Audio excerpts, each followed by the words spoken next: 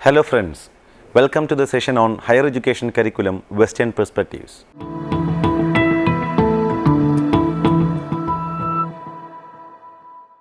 Higher education sector is the most significant aspect of educational system of a nation. Most nations spend more than 5% of GDP to their educational sector. Expanding educational system in terms of size and innovation is thrust area of policy making all over the world. One major indicator of the development of higher education system is gross enrollment ratio. Gross enrollment ratio simply means that the total percent of enrollment in higher education from 18 to 30 age group of total population of a country. Most of the developed nations possess a very high GER in higher education of more than 30%. The GER of countries in transition is between 10 to 30%. Poor countries are having an enrollment ratio less than 10%. Due to efforts of international agencies and countries specific, there is a trend to massify higher education system all over the world. More than 100 million students enrolled worldwide in higher education. This indicates that higher education has moved from an elite enterprise to a mass phenomenon. Most of the nations have effectively expanded their higher education systems. Massification has been accompanied by a specialized academic system of institutions with a variety of purpose operating at different levels of quality. The traditional research university is still at the peak of most academic systems, but it is no longer the sole model for higher education. Most countries have doubled the access to higher education as compared to their enrollment status with the 2-3 decades back. This unique beacon of expansion worldwide has added to the knowledge and skill base of societies all over the world. Traditionally, universities are the main research institutions in most nations. They are the central source for fundamental research which led to many of the innovations of modern society. To take just one field, the basic science and technology that went into the information and communication technology itself had their origins in universities.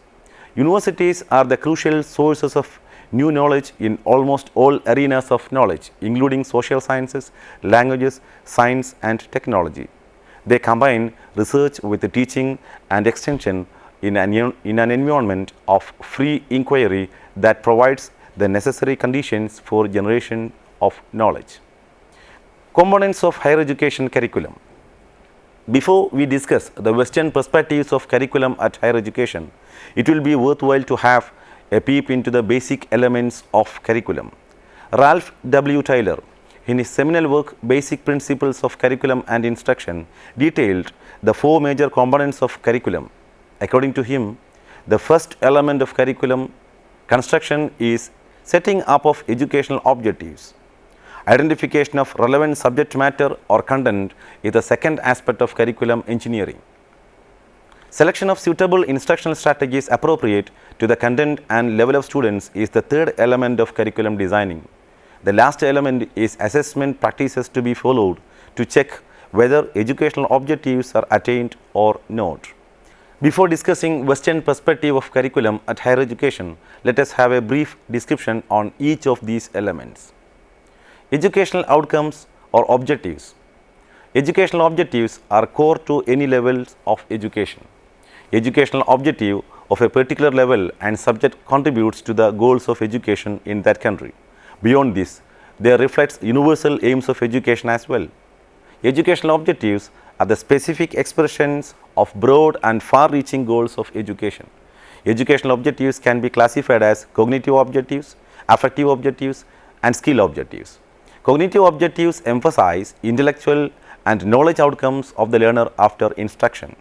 Most of our educational programs focuses on education for acquiring knowledge and development of intellectual capacities. Affective objectives are the hidden elements of curriculum which intends to develop proper values, attitudes and interest among learners. Traditional educational system emphasizes less on this aspect. Hence, feeling aspect of human behavior is the most neglected part of our educational system. Development of skills including ability to solve problems, development of interpersonal relationships or social skills, ability to effectively involve in social arena and development of psychomotor abilities are the core aspects of skill objectives of education. Knowledge remains ineffective if it is not practiced to solve real life situations. Hence, this type of educational objectives emphasizes learning by doing or practice of acquired knowledge in different life contexts. Educational content or subject matter. The subject matter to be taught at various levels of education is another core element of curriculum. The nature of subject matter may vary from subject to subject and varying levels. Science and mathematics subjects emphasizes on concepts, processes and laws or principles that governs the subject. There is less emphasis on holistic viewpoint in science subjects. Science subjects looks for serialistic, accurate and objective understanding of natural phenomena. On the other hand, social sciences and languages give stress on subjectivistic, holistic and context-specific understanding of social phenomena. Hence, they give emphasis on interpretations, insider point of view and development of ethical and aesthetic point of view on the knowledge. Mode of transaction. The third element of curriculum is different modes of transaction or more specifically teaching learning strategies to be used.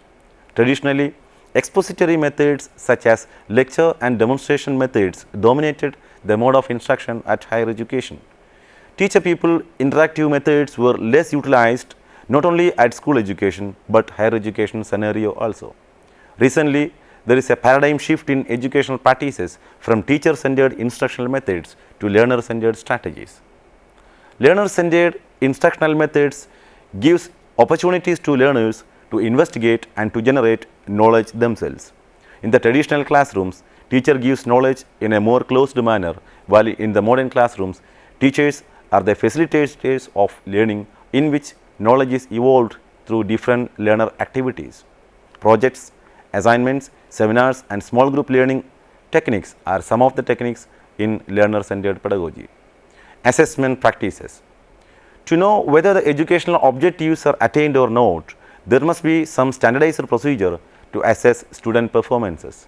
There are different tools and techniques that can be utilized for measuring educational attainment, including tests, scales, observations, case studies, etc. Assessment includes formative or continuous assessment as well as term or summative assessment. There is growing trend in educational assessment to utilize more continuous assessment strategies to measure educational outcomes. Grading system, semester and trimester system of examination and introduction of choice-based credit semester system are some of the innovations in assessment practices of higher education. Higher education curriculum in Europe. We have briefly discussed the different elements of curriculum in the previous session. Now, let us explore the perspective of higher education in Western countries. In Europe, each country has its own individual higher education policy and system distinct from other countries. But all these systems are part of the European higher education area, that is EHEA. The EHEA mechanism helps to ensure that higher education systems of different countries of Europe are compatible so that students, researchers and academics in Europe can work across Europe and other countries without any trouble. Qualifications across Europe are recognized and well matched through the European qualifications framework. Let's briefly look into the basic structure of higher education in Europe. Most full-time bachelor's study programs in Europe last 3 or 4 years in semester system or trimester system. To do a bachelor degree, students required school exit examination passed first. Most study programs involve lectures and classes with assessment through assignments, tests and projects. Many also involve a period of time, field work and practical experience at industry or societal context. Most full-time master's study program in Europe last 1 or 2 years. To do a master's degree, students need to qualify bachelor's degree. Master's program in Europe focus on deeper understanding of the discipline along with equipping students for a profession. Master's programs also consist of flexible instructional programs with assignments, seminars, projects and field experiences. Producing a dissertation in an area of specialization is also a common element in European system. Full-time doctoral programs in Europe last around 3 or 4 years. Students required to complete a master's degree to pursue doctoral program. Doctoral degree usually consists of a lot of independent study and research specialized in one particular subject. Students may attend some classes, but usually they carry out their own independent research under the guidance of a mentor. Most programs at higher education in Europe follow a modular approach. The students are free to choose modules or units of study each year from a large number of course syllabi. This is the most flexible aspect of European higher education system. Higher education system in United States. The American higher education system is more open and flexible. Typically, it takes about 4 years to complete a bachelor degree in US. A student can either join for a bachelor degree in a community college or in a university. Community colleges offer 2-year associate degrees and credits are transferable so that students can pursue their programs in a university. The subject chosen at this level is known as major. The unique characteristics of US higher education system is that students can change their major multiple times during their study. Postgraduate programs in US typically take 1 or 2 years to complete. For example, the MBA, that is Masters of Business Administration, is an extremely popular degree program in US that takes about 2 years. Other master's programs such as journalism only take 1 year. The majority of a master's program is spent in classroom study, and a graduate student must prepare a long research paper called a master's thesis or complete a master's project. Many master's programs are considered as entry to doctoral research. However, bachelor degree is also an eligibility for doing doctoral programs in US. The American higher education classrooms at bachelor's and master's levels are very dynamic. Learners will be expected to share their opinion, ideas, participate in class discussions, and give presentations. Teachers usually assign textbook and other reading and home assignments so that students can participate in class discussions and understand the lectures. Teachers possess considerable autonomy in giving grades based on class participation, midterm examinations, term papers, possible short-term exams or quizzes, and final examinations. Most courses carry 3 to 5 credits, and there will be 4 to 5 courses in a term.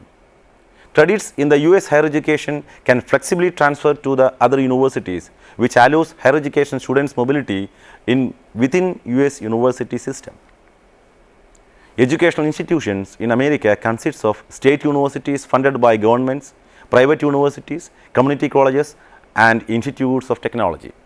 All the institutions in US are autonomous, and they can design, deliver, and award degrees of their own choice and interest.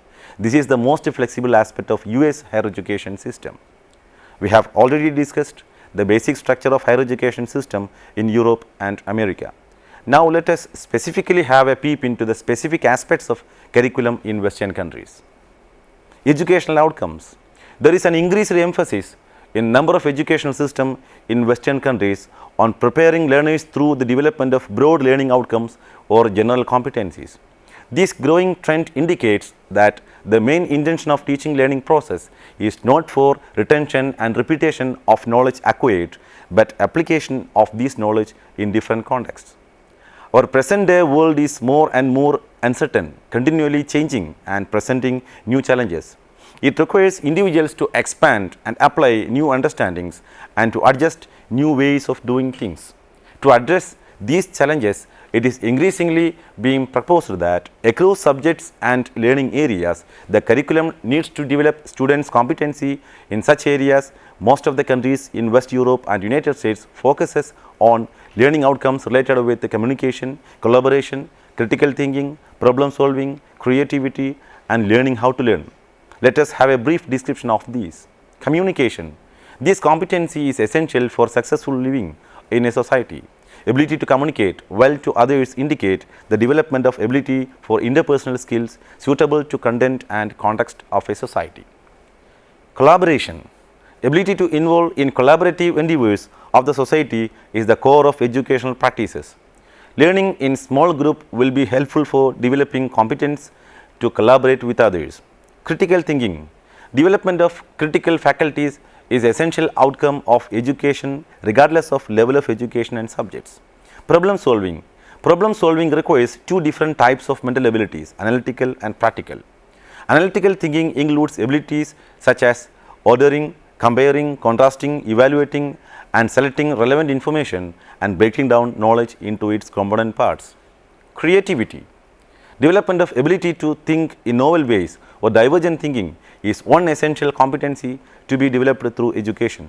For ensuring creative thinking, educational practice must be flexible and promote freedom and independence to learners. The management and appreciation of diversity. Diversity is one essential feature of human societies. Development of ability to adjust and appreciate with multicultural experience is crucial in a democratic society. And learning how to learn. Development of metacognitive abilities or learning how to learn is a recent research outcome on educational competencies. It is the process of self-regulation in learning in which each individual develops ability to plan, monitor and evaluate their learning tasks themselves. The term learning outcomes has its origin in outcome-based education, a model of educational structuring that involves the clear and explicit identification, statement and assessment of students' learning. Many examples of these type of broad competencies can be found in the educational system of Western countries. Countries like United States, Canada, UK, Australia and developed nations in West Europe gives more emphasis on skills and competencies such as problem solving and creativity in their education. Practice at higher education incorporating many innovative self-learning techniques in the teaching learning process. In higher education, outcome-based approaches were first introduced in the United States, Australia, New Zealand and UK. In Western Europe and United States, desired occupational competencies are defined within the curriculum of some programs of higher education. Higher level qualifications may be offered at this curriculum either as a standalone program or in combination with other programs. According to UK's Qualifications and Curriculum Authority, that is QCA, such higher level vocational qualifications should be a statement of educational outcome clearly relevant to work and intended to facilitate entry into or progression in employment, further education and training. Educational content or subject matter. The most crucial aspect of curriculum is content of learning. In United States and West Europe, curriculum is designed in tune with indigenous knowledge of the country, giving equal emphasis to humanities, social sciences and sciences. In their higher educational institutions, while humanities became a subject in IITs of India is a recent phenomenon. Each teacher gets opportunity to design and offer courses on their specialization and students get opportunity to select courses of their own choice. Countries like USA, Germany and most of the West European, Scandinavian and Far Eastern nations give considerable freedom and autonomy to higher education institutions to design and offer a wide variety of courses to match the increasing needs of the globalized society. Teaching learning process. Conventionally, lecture and other expository methods dominated the field of higher education. Most of the recent researchers in education search for innovative and learner-centered pedagogic techniques. Hence, there is a shift in emphasis recently from teacher to learner. Teacher's role began to consider that of a facilitator. Learners actively involved in learning process rather than the passive listeners of teacher's lecture. This trend in teaching learning process was more evident at school education. This shift in emphasis is a trend in teaching learning process in most of the Western countries including United States and UK in their higher education in late 1960s and early 1970s. They began to use projects, seminars, assignments and other self-learning techniques in the pedagogy of higher education. Another remarkable change in the higher education of Europe and United States is the introduction of technologically assisted pedagogy. In traditional lecture hall settings, it is difficult for a teacher to consider individual difference in the classroom. It will be difficult to adapt the pace of the course to match individual needs. In digital technologies, they themselves do not necessarily constitute an enhancement of the quality of pedagogy, and it goes without saying that quality of content must remain supreme, but they are an enabler for such enhancement and can support efforts towards more student-centered teaching. Teachers now have the opportunity and freedom to draw on a wide range of methods and techniques as well as the educational content in a variety of formats which can improve the quality and diversity of the curriculum. This shift towards digital pedagogy is more faster in Europe and United States.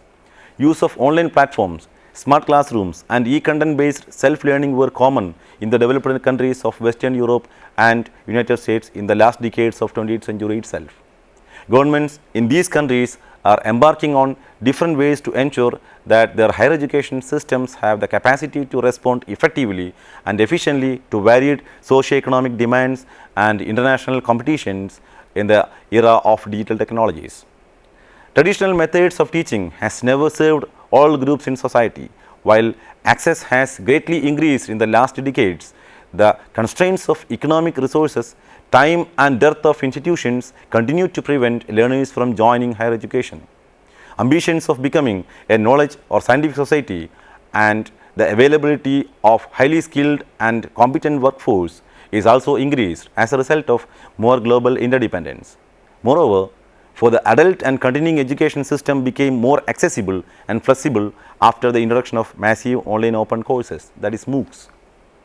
The flexibility and adaptability inherent in MOOCs can also enable quick adaptability to the ever-changing needs of the global competencies and skills.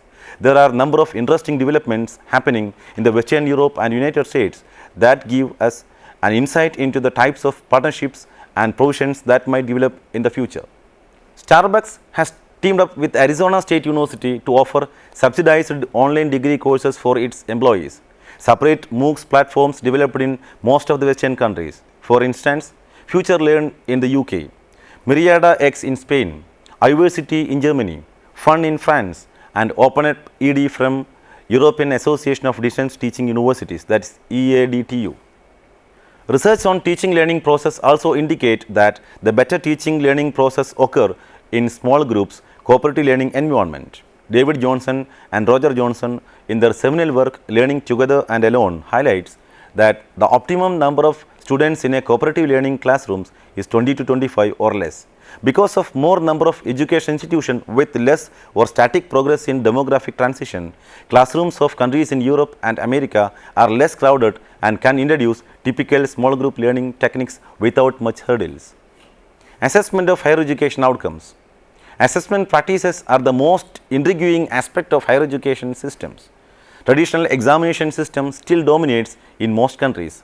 The major task of most of the universities in most nations is to conduct examination to the institution affiliated to the universities. However, world's leading universities including Harvard, Stanford and Cambridge give much freedom and autonomy to students and teachers to offer and select courses of their own choice to complete their required credits in a more flexible, learner-friendly assessment system. Innovation in assessment practice starts with the transition from annual system to semester system of examination, which started in Western Europe and United States even before 1960s. Credit system of assessment is more advanced and flexible in most of the countries in Europe, including Germany, USA and UK. There are established mechanisms for credit transfer and recognizing qualifications in Europe and United States. European Credit Transfer System, that is ECTS, is the most widespread and flexible credit transfer systems in the world, which allows students of European Union can freely move to universities to acquire required credits. European Credit Transfer System already provides an established and widely accepted European framework for the assessment of learning outcomes in higher education. It provides a transparent and simply understood system for comparing student achievement and performance in higher education institutions across Europe. While originally initiated to facilitate a better student mobility across Europe, ECTS has the potential to give a sustaining framework for a flexible learning system. It would allow learners to undergo a range of short programs and courses, help students get a recognized degree or a more formal qualification.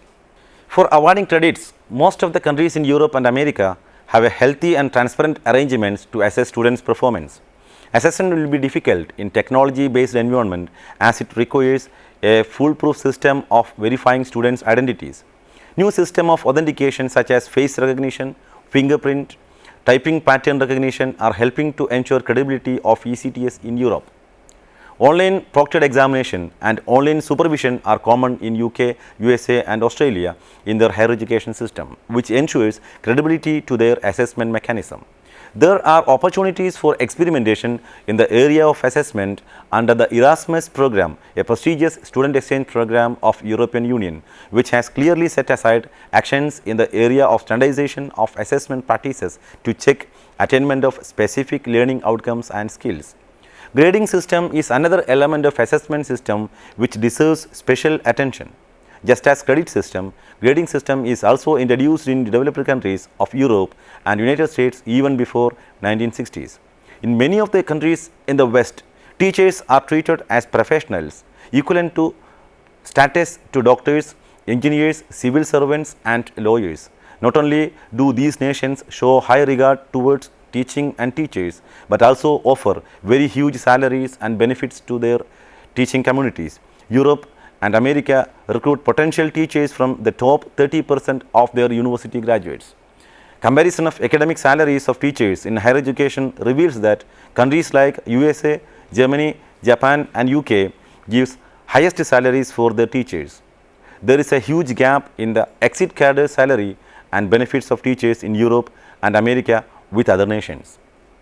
To summarize, higher education system in Western countries considered to be more innovative as compared to other nations. Their structure and expansion in higher education system are far advanced than the nations in Asia, Africa and Latin America. Higher education in West is generally characterized by its competency-focused education, interdisciplinary learning, technology-mediated teaching learning process and more advanced assessment system. Thank you for watching the session. See you next time. Until then, bye.